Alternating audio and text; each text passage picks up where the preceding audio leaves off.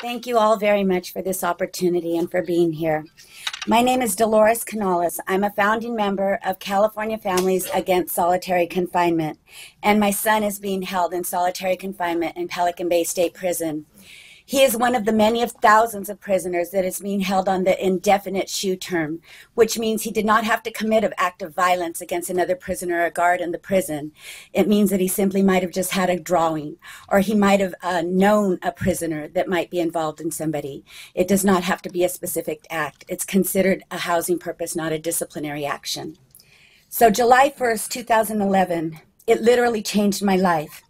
As the prisoners began their first hunger strike, a historical hunger strike of all races joining together for the common cause to raise awareness to the decades-long confinement of isolation.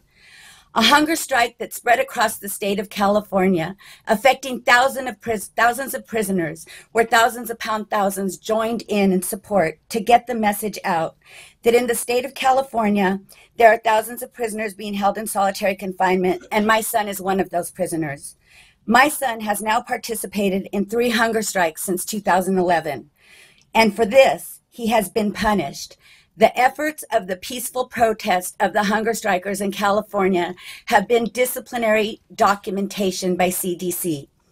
But I ask you, what other choice did they have? My son asked me, what other choice did we have? I believe that if it were not for those efforts, the issue of solitary confinement would not even be on the forefront as it is today. As a family member of someone that has a loved one being held in solitary confinement, it is a daily struggle to remain hopeful when we are dealing with a system that denies that solitary confinement even exists.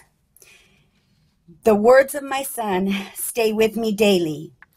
He wrote after his transfer to Pelican Bay, to go outside and enjoy the sun and observe God's great creations. This place is like being underground, straight isolated, Mom. They say summer is over. I say, when did it even begin? My son writes, I always try and remain positive and optimistic. You need to in this crushing environment, although some days are harder than others.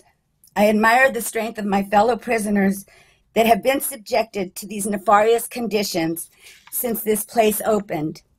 I also feel for them, no matter how strong they are. I know these conditions take their toll on them at times. How could they not?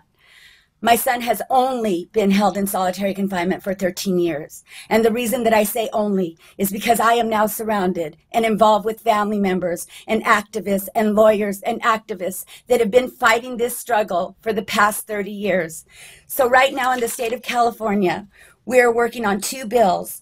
Amiano has AB 1652, and Senator Yee is introducing SB 970. I ask your support in California, and I ask your support in Washington, the support that would affect many family members and give us hope, and also the ones being held in these conditions. Thank you very much for your time. Thank you.